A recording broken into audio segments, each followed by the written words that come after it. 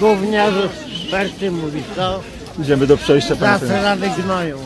Panie premierze, idziemy do przejścia. Cześć, witam Was. Moi drodzy, dzisiaj parę słów o towarzyszu Jarosławie. Jak wiecie, Kaczyński uwielbia narracje o zdrajcach, o agentach i tak dalej, i tak dalej. Szczególnie upodobał sobie Tuska, że jest agentem niemieckim, zdrajcą na usługach Merkel i tak dalej. No i oczywiście ta gawieć to wszystko łyka i powiela. A Jarosław, no cóż, Jarosław dla nich to jest guru, Bóg, prawdziwy Polak, potomek Chrobrego i tak dalej. Ale czy tak jest naprawdę? No, tutaj ocenicie sami. Ten materiał nie będzie zbyt długi, bo już kilka materiałów na ten temat robiłem, na temat towarzysza Jarosława i nie chciałbym powielać. A kim jest Kaczyński? Tak naprawdę, kim on jest? Jarosław Kaczyński jest człowiekiem mściwym. Jest człowiekiem, który bardzo długo chowa urazę. Zrobi wszystko, aby swoich wrogów zobaczyć upokorzonych na kolanach, żeby odczuli i pożałowali, że śmieli z nim zacząć. Jest taka dosyć ciekawa historia sprzed paru lat, gdzie Jarosław Kaczyński przyznał się dosyć nieoczekiwanie, że jego ulubionym sportem jest oglądanie po nocy rodeo. Rodeo to jest sport, w którym w stosunku do zwierząt mali ludzie pokonują właśnie te ogromne, silne zwierzęta przy użyciu inteligencji, poskramiają je i w tej alegorii właśnie Jarosław Kaczyński traktuje rywalizację polityczną. Moi drodzy, Kaczyński od najmłodszych lat był pod troskliwymi skrzydłami komunistycznej partii. Tutaj też dam jeszcze jedną wypowiedź opisującą jego historię, ale nie jest żadną tajemnicą, że nie oszukujmy się, kiedy inne dzieci,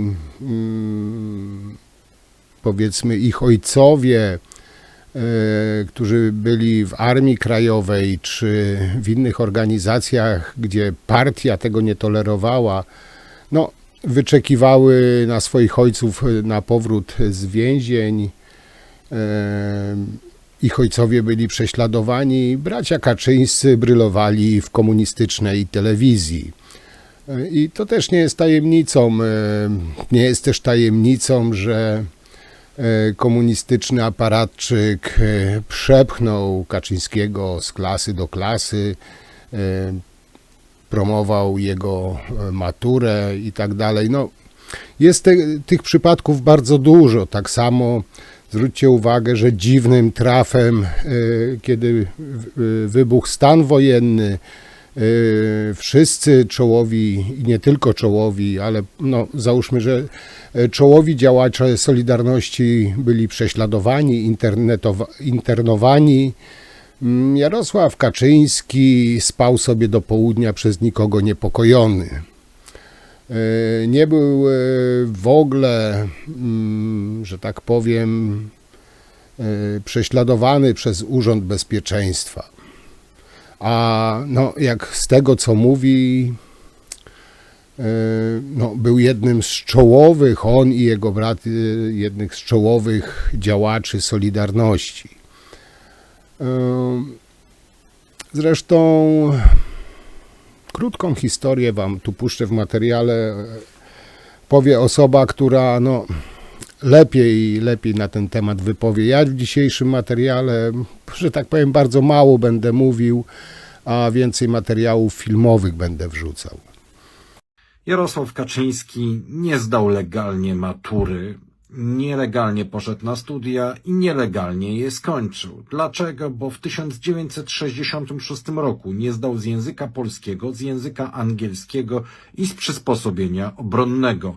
Do następnej klasy został dopuszczony dzięki interwencji kuratora Jerzego Kuberskiego, członka PZPR, późniejszego ministra edukacji narodowej. Tak właśnie Kaczyńscy korzystali z perlowskiej nomenklatury. Jarosław i Lech Kaczyńscy uchodzą za taką opozycję antykomunistyczną, która nie miała rodziny umoczonej w utrwalanie władzy ludowej w Polsce po wojnie. Fakty mówią jednak zupełnie co innego. Rajmund Kaczyński był żołnierzem konspiracji niepodległościowej. Podobnie matka braci była sanitariuszką Armii Krajowej. Dwoje młodych hakowców w powojennej Polsce komunistycznej, mówiąc kolokwialnie, miało przerypane. Ale nie rodzice braci Kaczyńskich. W 1950 roku młodzi małżonkowie otrzymują możliwość zamieszkania w 80-metrowym mieszkaniu na warszawskim Żoliborzu. Takie mieszkania wówczas były na wagę złota, bowiem mieszkania w zrujnowanej Warszawie były tak towarem najbardziej deficytowym. Ta historia jest bardzo pobieżnie, nikt nie próbuje wyjaśniać, co się wydarzyło. Jest tylko tam jakoś zdawkowo napisane, że wynajmował od rodziny niejakich Kowalskich, a że ceną za ten wynajem miała być jakaś renowacja tego mieszkania. W latach 50. rynek wynajmu mieszkań w Warszawie nie istniał. Ojciec braci, Rajmund Kaczyński, był pracownikiem Politechniki Warszawskiej, a matka zajmowała się wychowaniem bardzo młodego potomstwa, czyli właśnie braci. Jakim cudem z tej jednej pensji pracownika naukowego, która wówczas nie była wysoka, udawało się wynająć 80-metrowe mieszkanie w Warszawie i jeszcze zarobić na życie? Tak jak wcześniej wspominałem, narracja pisowców jest taka, że Kaczyński jest Polakiem z krwi i kości, jego przodkowie to nie wiem, czy to narracja pisowców, ale przynajmniej, fanatyków pisowskich. Tam gdzieś kiedyś słyszałem wypowiedź, jakaś kobieta mówiła, że on pochodzi w linii prostej od Mieszka I, że to prawdziwy Polak, że to prawdziwy patriota. Trochę, powiem wam, mi się to nie klei z tego względu, że prawdziwy Polak, prawdziwy patriota, nigdy by nie działał na szkodę własnego kraju. Pewnie się wielu z was ze mną nie zgodzi, ale rozpieprzanie Unii od środka, czyli robią to żołnierzyki Kaczyńskiego, tacy jak Jaki i jemu podobni, skłócanie nas z sąsiadami, skłócanie, pragnienie wyjścia z Unii Europejskiej. Któryś tam, nie wiem, czy to Kaczyński, czy któryś tam powiedział, że Unia to jest czwarta Rzesza i tak dalej. Powiem wam tak, to jest wszystko na rękę Putinowi, bo jeśli my nie będziemy w strukturach zachodnich, to znowu będziemy pod nóżkiem Rosji.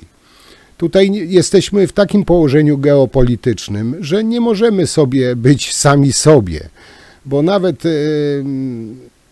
państwa skandynawskie teraz pchają się właśnie do Unii, do NATO, żeby właśnie oddalić zagrożenie rosyjskie od siebie. Kaczyński i jego ludzie robią dokładnie odwrotnie. Chcą, żebyśmy oddalili się od Unii, od struktur zachodnich, a zbliżyli się bardziej do Moskwy. Więc tu moje pytanie, kto tu jest agentem tak naprawdę? Kto tu jest takim proputinowcem? Bo według mnie właśnie Kaczyński i jego klakierzy. Poza tym, słowami można, że tak powiem, powiedzieć wiele, można oszukać wielu, ale faktów się, moi drodzy, nie oszuka. Kaczyński może rzucić kwestia jego stosunków z rodziną, którą miał w Związku Sowieckim, którą odwiedzał już odwiedził ją za czasów komunizmu po raz pierwszy w 1967 roku, kiedy pojechał do Odessy jako młody człowiek. I jeśli chodzi o relację Kaczyńskiego z tą rodziną, jest parę informacji, które budzą co najmniej zastanowienie. Poproszę o skan numer 4. To jest fragment, ta opublikowała artykuł w roku 2010.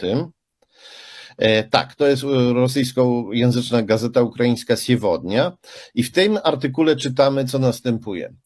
Przypomnijmy, że w Ukrainie żyje 4 kuzynów głowy państwa polskiego. Opowiada Władimir Mochnaczew, czy też jeśli czytać go z rosyjska Mochnaczow, opowiada Władimir Mochnaczew, który pracuje w Połtawskim Obwodowym Wydziale Służby Zdrowia.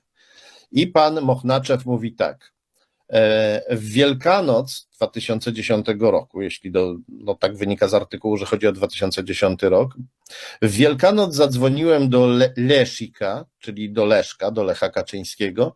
Umówiliśmy się na spotkanie w maju w Łodzi. Lech i Jarosław chcieli zebrać tam wszystkich krewnych. I artykuł dalej opisuje, jak to pan Mochnaczew i inni ukraińscy krewni Jarosława Kaczyńskiego się z nim kontaktowali regularnie od lat 60., ale także w naszych czasach. Czytamy, że pan Mochnaczew mówi tak: nawet wtedy, gdy na poważnie zajęli się polityką, widywaliśmy się co roku. Pojechałem do nich do Polski. Byłem i w Pałacu Prezydenckim, gdzie mieszkał i pracował Lech. A kiedy przyjeżdżali do Kijowa, nawet w randze prezydenta i premiera, to mimo wszystko znajdowali czas dla rodziny. Teraz przeglądam archiwum rodzinne, chcę znaleźć nasze wspólne zdjęcia z dzieciństwa z Leszikiem, czyli z Lechem Kaczyńskim. Czyli jak widać, pan Mochnaczew to nie jest tylko odległy krewny Jarosława Kaczyńskiego, to jest dobry znajomy, krewny i dobry znajomy, z którym się utrzymuje regularne, zażyłe stosunki. Pan Mochnaczew mówi, pojechałem do nich do Polski, to brzmi tak, jakby pojechał raz, ale mówi, widywaliśmy się co roku, więc to brzmi tak, jakby Jarosław i Lech Kaczyński co roku przyjeżdżali na Ukrainę i go odwiedzali. I w związku z tym postanowiłem się przyjrzeć temu, kim jest pan Mochnaczew, czy też pan Mochnaczow, jeśli czytać go z rosyjska. Znalazłem go na Facebooku, poproszę o kolejny skan. To jest właśnie jeden z wpisów pana Mochnaczewa, gdzie on tutaj w 2021 roku w rocznicę urodzin zamieszcza portrety obu braci, Lecha i Jarosława Kaczyńskiego, chwaląc się swoim związkiem z nimi. No ale znalazłem też inny wpis pana Mochnaczewa, poproszę o kolejny skan. Wpis pana Mochnaczewa, w którym on pisze o Związku Sowieckim, o tym, jak wyglądało życie w Imperium Kremla, w sowieckim Imperium Kremla, w sowieckim komunizmie, według pana Mochnaczewa, zachwyconego Jarosławem i Lechem Kaczyńskim, jego krewnymi i dobrymi znajomymi. Pan Mochnaczew pisze tak: dobre wspomnienia przeszłości wzbudzają zachwyt, wiarę w udaną walkę ze sklerozą i nadzieję na zachowanie rdzenia osobowości. Ze wspomnień o ZSRR. Kto nie wiedział, dla tych, niektórzy nie wiedzą, nie pamiętają, zapomnieli o ojczyźnie albo ulegli pierestrojce. Pierestrojka, jak wiemy, to była taka próba liberalizacji i zbliżenia Związku Sowieckiego do Zachodu pod koniec lat 80. Najwyraźniej ją tutaj pan Mochnaczew potępia. I dalej opisuje rzeczywistość sowiecką tak. Przyjaźniliśmy się, bo trudno było żyć bez siebie, bez przyjaciół. I wyznawaliśmy patriotyzm za darmo, bo byliśmy dumni z państwa, a zdradę widzieliśmy jako podłą, tchórzliwą i nieuczciwą. Mężczyźni byli mężczyznami, kochali prawdziwe kobiety, które rodziły dzieci, a za nazwanie kogoś słodką dziewczyną nie było się oskarżonym o seksizm. Nieliczni przedstawiciele gejów, lesbijek, biseksualistów i transwestytów nie grupowali się w towarzystwa wzajemnego adorowania swego bezpłodnego wykluczenia. I oddzielanie płci albo dyskryminacja płci była normą, za to równość narodów i ludów była prawem. No jak wiemy, nie było żadnej równości narodów i ludów w Związku Sowieckim. Rosjanie gnębili inne narody. Homoseksualistów skazywano na obóz koncentracyjny tylko za to, że byli homoseksualistami. I tu możemy sobie powiedzieć, że no to może nas nie dziwi, że pan Mohnaczew o takich poglądach się dobrze dogadywał z braćmi Kaczyńskimi, a oni z nim i nie wstydzili się. No bo wiemy, kim jest Jarosław Kaczyński. Wiemy, że jest człowiekiem mocno związanym z Moskwą i jest człowiekiem wypromowanym przez komunistów. Ale dla pisowcom to powinno dać do myślenia. Ta zażyłość Jarosława Kaczyńskiego z jego ukraińskim, czy też raczej wypadałoby powiedzieć sowieckim kuzynem Mochnaczewem. Poproszę o kolejny skan. Mam tutaj jeszcze jeden wpis pana Mochnaczewa. To jest wpis z 2020 roku i tutaj pan Mochnaczew pisze o Ukrainie i mówi, że Ukraina, jego bądź co bądź ojczyzna, to nihilizm, to niekompetentny rząd, to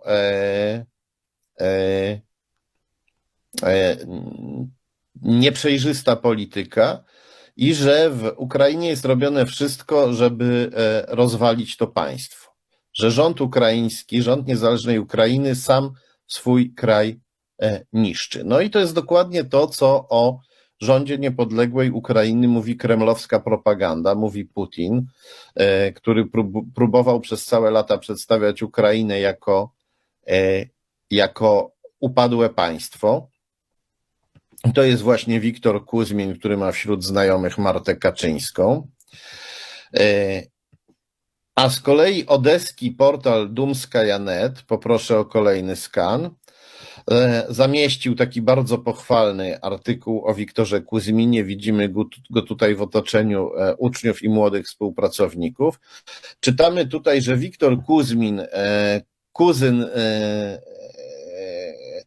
prezydenta Polski Lecha Kaczyńskiego, skończył chemiczny fakultet Odeskiego Uniwersytetu, był aspirantem samego Aleksieja Bogackiego, zajmującego się problemami syntezy organicznej. Ponieważ pan Wiktor Kuzmin jest wybitnym chemikiem i w jaki sposób pan Wiktor Kuzmin zrobił karierę, mianowicie zrobił ją pod skrzydłami profesora Aleksieja Bogackiego. Aleksiej Bogacki był pupilem sowieckich władz.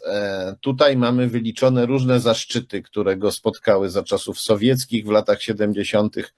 był rektorem Odeskiego Uniwersytetu Państwowego. No innych wtedy nie było, ale ten odeski miał taki ładny tytuł, Odeski Uniwersytet Państwowy. Był członkiem Akademii Nauk Ukraińskiej Socjalistycznej Republiki Sowieckiej. To tyle o kuzynach Jarosława Kaczyńskiego, z którymi on utrzymywał tak zażyłe stosunki, włącznie z wielokrotnym przekraczaniem granic. Nie wiemy, jak często Jarosław Kaczyński za czasów sowieckich jeździł do Związku Sowieckiego, ponieważ teczka Jarosława Kaczyńskiego, teczka paszportowa jest utajniona. Nie jest też, moi drodzy, żadną tajemnicą, zresztą Kaczyński to w swojej tak zwanej książce opisał, że przez dłuższy okres czasu spotykał się z rosyjskim agentem KGB prywatnie. No podejrzewam, że o swoim kocie tam nie rozmawiali. Był też w ambasadzie rosyjskiej i balował razem z komunistami rocznicę rewolucji październikowej. Zresztą on od zawsze otacza się komunistami, byłymi komunistami, To też nie jest żadną tajemnicą. Weźcie tego Krasulskiego po podstawówce, tego odszczepywania jemu łupieżu z marynarki. Żołnierz Ludowego Wojska Polskiego, który strzelał do robotników. Towarzysz Piotrowicz, wyjątkowa komunistyczna menda, którą nawet wyborcy PiS w wyborach nie wybrali, a Kaczyński go wsadził do Trybunału Konstytucyjnego, tak zwanego Trybunału Konstytucyjnego. Zresztą wystarczy zobaczyć, kto był, kto jest ojcowie, założyciele PiS-u. Bo nie wiem, czy wszyscy wiecie, ale ojcowie, założyciele PiS-u to w 99, jeśli nie 100%, to sami byli komuniści. Po prostu PZPR zrobiło wał stulecia, nazwę z PZPR zamieniło na PiS. Kaczyńskich wsadzili na piedestał, ale tak naprawdę ta nomenklatura komunistyczna dalej ma się w najlepsze. Oni niby walczą z komunistami, walczyli z komunistami, z ubekami, a przecież najwięcej tego komunistycznego odpadu jest właśnie w PiS-ie. Nie gdzie indziej, tylko w PiS-ie, ale Kaczyński krzyczy, że to PO, ubekom emerytury i tak dalej. Ciekawe, którym ubekom, którym komuchom z PiS-u Kaczyński zabrał uposażenie, bo ja jestem pewien, że żadnemu, a wręcz przeciwnie, jeszcze ich sowicie wynagradzał. Także nie wiem, powiem wam, nie wiem naprawdę kto tu, bo ja tu tak piję cały czas do kaczyńskiej narracji, że Tusk jest agentem Merkel i Putina. I wiecie co? Bawi mnie to, że są osoby, które w to wierzą. Bo tak naprawdę PiS przez 8 lat, przez 8 bitych lat miał pełnię władzy, miał 5 pięter ludzi, którzy zajmują się tylko i wyłącznie Tuskiem, żeby znaleźć na niego choć najmniejszego haka. Przez 8 lat kompletnie nic, żadnego zarzutu, żadnego oskarżenia. Ja nie mówię o tym pieprzeniu w mediach, że Tusk to zrobił, Tusk tamto. Mi chodzi o konkrety. Ich konkretem było to, że Tusk oficjalnie spotkał się z Putinem na molo podczas oficjalnej międzynarodowym spotkaniu. Putin się równie dobrze spotykał z papieżem Janem Pawłem II, z prezydentem USA, Stanów Zjednoczonych, niemal z przywódcami całego świata. Ale nie, bo Tusk się spotkał na molo. No, nie mieli, desperacko szukali czegoś na zaczepkę. Kompletnie przez 8 lat nic nie znaleźli. Więc teraz pomyślcie, jaki Tusk musi być czysty, skoro pisowcy z całym swoim aparatem, ze swoimi Pegasusami, z Ruzami, kompletnie nic na Tuska nie mogli znaleźć, konkretnego. Ja mówię o konkretnych rzeczach, nie o tam plotach czy jakichś tam wymyślonych rzeczach. Kompletnie nic nie mogli znaleźć. Ale Kaczyński w swoim czasie wyszedł na mównicę i powiedział, że Tusk jest agentem. A kim ten dziadziuś jest? Jak nie agentem Putina, nie agentem Moskwy. Od zawsze się otaczał komunistami, a wcześniej opiekowali się nim komuniści. Wymieniał się informacjami i pił wódkę z funkcjonariuszem obcego wywiadu, więcej z funkcjonariuszem wrogiego wywiadu, z funkcjonariuszem sowieckiego KGB, jest Jarosław Kaczyński. Jarosław Kaczyński się po latach do tych spotkań przyznał, kłamie na ich temat, bo twierdzi, że później się z nich wyspowiadał polskim służbom specjalnym, a służby temu zaprzeczają. I Jarosław Kaczyński jest ostatnią osobą, która ma prawo kogokolwiek oskarżać o szpiegostwo czy zdradę. Jarosław Kaczyński sam powinien być przedmiotem bardzo intensywnego śledztwa. kontrwywiadu. I tu trzeba przypomnieć, że to nie tylko Jarosław Kaczyński, ale wielu jego współpracowników stosuje tę samą technikę kamuflażu czy odwracania uwagi. Tak jak złodziej woła łapać złodzieja, tak agent woła łapać agentów. Tutaj klasycznym przykładem jest Antoni Macierewicz, który z niezwykłą bezczelnością jeszcze wczoraj wyszedł na mównicę i wystąpił jako ten rzekomy patriota, wzywając Sejm do uczczenia ofiar stanu wojennego z 1981 roku. I bardzo dobrze, że Sejm uczcił te ofiary. Natomiast źle się stało, że zrobiono to na wniosek Antoniego Macierewicza. Antoni Macierewicz to człowiek, którego esbecy wypuścili z ośrodka internowania, pozwolili mu po prostu wyjść, nie ścigali go później, chociaż działał w podziemiu. Operował pod ochroną pułkownika Stefana Mikołajskiego z Biura Studiów SB, elitarnej jednostki, która ściśle współpracowała z sowieckim KGB. I Antoni Macierewicz to człowiek, który później w swoim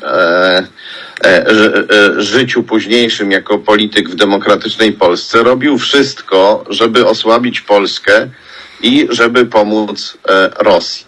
Dla mnie bardzo smutne było to, że po tym wystąpieniu Kaczyńskiego większość komentatorów zachowała się tak, jakby nie wiedziała o spotkaniach Kaczyńskiego z rosyjskim szpiegiem, sowieckim szpiegiem, jakby nie wiedziała o tym, że po tych spotkaniach Kaczyński zaczął być obsypywany pieniędzmi przez PRL-owskich komunistów, ludzi wywiadu wojskowego, finansistów związanych również z KGB.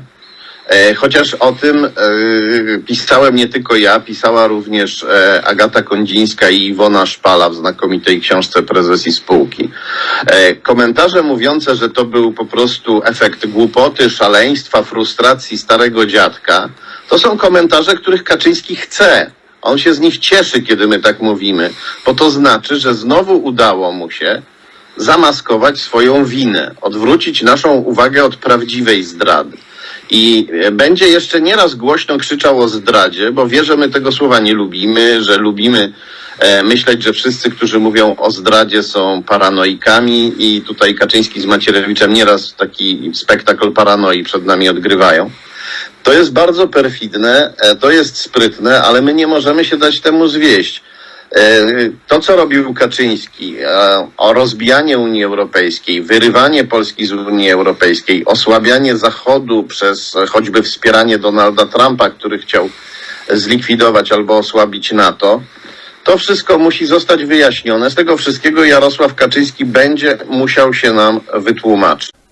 Zresztą, moi drodzy, to zdjęcie chyba najlepiej oddaje, kto był po czyjej stronie.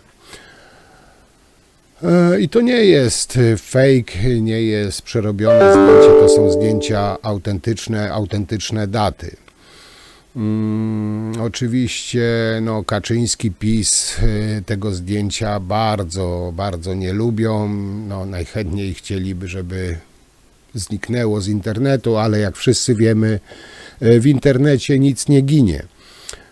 Moi drodzy, na koniec chciałbym tutaj przytoczyć przykład, nie wiem, macek chyba pisowskich, no, które, no, jak wszyscy wiemy, bez Kaczyńskiego by nie mogły się tak rozwinąć. A chodzi tutaj o system szpiegowski Pegasus, który według Kaczyńskiego, pisowców, nie jest żadną aferą, nie jest nawet aferką. No to posłuchajcie. Spółka Matic, która kupiła dla CBA system szpiegowski Pegasus, została założona przez osoby pracujące w PRL dla milicji i służby bezpieczeństwa. Tropy wiodą do Moskwy i agencji wywiadu, która sprawuje nieformalny nadzór nad tą firmą. Spółka Matic działa od 2001 roku. Ma koncesję MSW na handel technologiami dla służb i policji oraz handel bronią. Dokument wymienia nazwiska członków zarządu i przedstawicieli tej firmy. To jest Adam Chromiński, Aleksander Goszczyński, Jadwiga Chrobos, Włodzimierz Kotłowski, Jerzy Harbos. Większość, czyli 60% udziałów w spółce 2H, będącej jednym z akcjonariuszy Matic, posiada Ewa Harbos-Hormińska. Instytut Pamięci Narodowej przechowuje perelowskie teczki dotyczące jej przeszłości. Z pierwszej teczki sygnatura BU 0032 212 łamane na 1400 możemy dowiedzieć się, że w latach 1971-76 Hrbos-Chromińska służyła w milicji obywatelskiej. Z drugiej teczki BU 1510 łamane na 55-77 wynika, że w latach 77-83 Ewa Hrbos-Chromińska zdała egzaminy oficerskie MO, teczka trzecia BU 0604 łamane 1467. Przedstawia już Hrbos-Chromińską jako funkcjonariuszkę Służby Bezpieczeństwa SB. Jerzy Hrbos, rocznik 56, to młodszy brat Ewy. Było oficjalnym przedstawicielem spółki Matic w latach 2010-2016, pod koniec tego okresu także firmy 2H. Również jego nazwisko figuruje na koncesji wydanej przez widnieje Matic przez MSW. Jerzy Hrbos ma też swoją teczkę w IPN.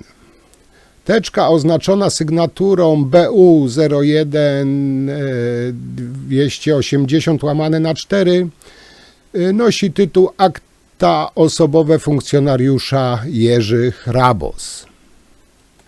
Z zapisów IPN wynika, że Jerzy Hrbos pracował w MO w latach 1984-1990. W 1949 roku ojciec tej dwójki, Marian Hrbos, wstąpił na służbę do Urzędu Bezpieczeństwa lub UBP, to jest stalinowska policja polityczna, przedwczesne SB. Służył w Warszawie z SB, odszedł w 1978 roku w stopniu podpułkownika. I taka partia Kaczyńskiego w małej pigułce. No tutaj też nie należy zapominać oczywiście o słynnej pani Basi, nie? Też oczywiście wcześniej w służbie komunie, teraz w służbie Jarosława. I nadal twierdzicie, moi drodzy, że to Tusk jest agentem Putina, a nie Jarosław? Te pytanie chyba pozostawię otwarte. Rezydentem KGB tutaj. Spotykał się wielokrotnie w cztery oczy. Nie wiemy, o czym tam rozmawiano. Wiemy natomiast, że Anatolij Wasin był jednym z najwybitniejszych werbowników KGB. Między innymi zwerbował premiera Finlandii. To jest jeden z wątków, na który zwracam uwagę a propos agenturalności. Drugi wątek jest taki, że Porozumienie Centrum, z którego potem się wyłoniła partia PiS, powstało między innymi za pieniądze z banku, który został założony za moskiewskie pieniądze.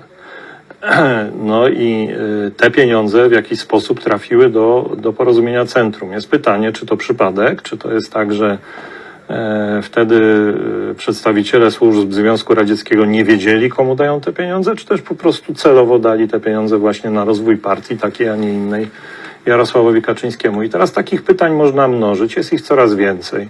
Można pytać, po co Kaczyński pojechał wtedy w słynny rajd pociągiem do Kijowa z jakąś dziwną propozycją, z nikim nieuzgodnioną misji pokojowej NATO, co służyło wyłącznie Putinowi. No jak prześledzimy też jego wcześniejszą działalność przed wybuchem wojny w Ukrainie, te spoufalanie się z Orbanem, wręcz przyjaźń z Orbanem, wywyższanie Marine Le Pen i Salviniego, czyli całej tej drużyny Putina, która próbuje Unię Europejską rozsadzać od środka, to wszystko są wskazania mówiące nam o tym, że można wobec Kaczyńskiego zacząć stawiać zarzuty, powiedzmy, działania przeciwko polskiej racji stanu, a ktoś, kto działa przeciwko polskiej racji stanu i ma w swojej historii tak bliskie kontakty z agentami KGB i krzyczy do innego polityka, ty jesteś agentem, no według mnie po prostu próbuje sprowadzić tę dyskusję właśnie do poziomu przepychanek. A tu nie chodzi o przepychanki, chodzi o to, żeby zbadać przeszłość Jarosława Kaczyńskiego i ustalić, czy to, że wziął sobie za najbliższego współpracownika Antoniego Macierewicza, czy to też jest przypadek, tak? Tego samego Macierewicza, który zniszczył wywiad i kontrwywiad wojskowy. No, mamy tutaj parę znaków zapytania, bardzo istotnych. W przypadku Donalda Tuska nie ma żadnych znaków zapytania, ale dzięki zabiegowi Kaczyńskiego, dzięki tej wypowiedzi, teraz niektórzy mogą mówić, no tak, jeden mówi o drugim, że jest agent, drugi mówi o tamtym, że jest agent i nic nie wiadomo i nikt nie wie i nie traktujemy tego poważnie. A ja bym poważnie potraktował akurat agenturalną przeszłość Jarosława Kaczyńskiego, a nie Donalda Tuska. I tym bym się zajął, bo na Donalda Tuska nie ma cienia nawet podejrzeń, a za Kaczyńskim się wloką rzeczy bardzo poważne od 90. lat. Na razie nikomu jeszcze nie udowodniono agentur z obecnej polskiej sceny politycznej. Może to się zmieni, zobaczymy. Natomiast, ale panie redaktorze, ale jeszcze jednym zdaniem wątek tutaj, bo to jest bardzo ważne, co pan powiedział. Nikomu nie udowodniono i to jest prawda. Tylko proszę mi wytłumaczyć, czy jest możliwe, żeby agentura radziecka nie miała żadnych ludzi wewnątrz Solidarności. No i właśnie, no i w kontekście, ale w kontekście w ogóle, jeżeli chodzi o agenturę, to mam wrażenie, że w ogóle jest de facto niemożliwe, żeby w Polsce w ogóle nie było jakichkolwiek agentów. Prawda? No ale... Już nawet nie będę wspominał o wiernym, nie wiem jak go nawet nazwać, pomocniku Kaczyńskiego. Chodzi o świra Brzozę Macierewicza, który przy likwidacji WSI, cały raport z likwidacji WSI zaniósł do ambasady rosyjskiej do tłumaczenia, który też donosił na swoich kolegów w czasie komuny. I co ciekawe, gdy PiS przejął władzę, włamał się do siedziby NATO, wywiadu NATO, pruł kasy, wyniósł dokumenty nie wiadomo gdzie i dla kogo. Znaczy podejrzewam gdzie i dla kogo. Takich kwiatków jest bardzo dużo. I teraz niech ci zwolennicy Kaczyńskiego, PiS-u, tych prawdziwych Polaków, co mają gęby wypchane patriotycznymi hasłami, nawet nie publicznie, ale przed samym sobą niech zadadzą sobie pytanie i odpowiedzą, czy to naprawdę są prawdziwi Polacy i komu oni tak naprawdę służą. Ja, tak jak już nieraz mówiłem, mnie interesują fakty, nie plotki i staram się właśnie szukać faktów. Pewnie część się ze mną nie zgodzi. Dla mnie największym zagrożeniem jest właśnie sam Kaczyński. I chyba tyle na dzisiaj. Mam nadzieję, że zaciekawił Was ten materiał. Oczywiście też piszcie, co o tym myślicie, jak Wy to widzicie. Ja się postaram, jak mi się uda w tygodniu jeszcze coś zrobić, a w niedzielę jak zawsze podsumowanie tygodnia też powinno być w miarę ciekawe. Także dziękuję Wam serdecznie. No i cóż, do zobaczenia przy następnym materiale. Trzymajcie się, cześć.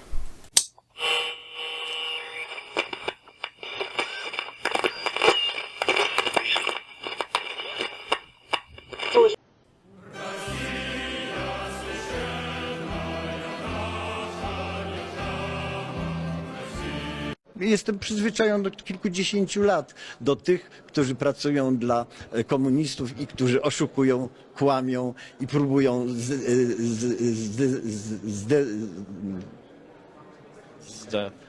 Co zrobić? Wie pan, zde jest dobrym sformułowaniem. Pozostańmy na tym, że pan jest zde. Dobrze?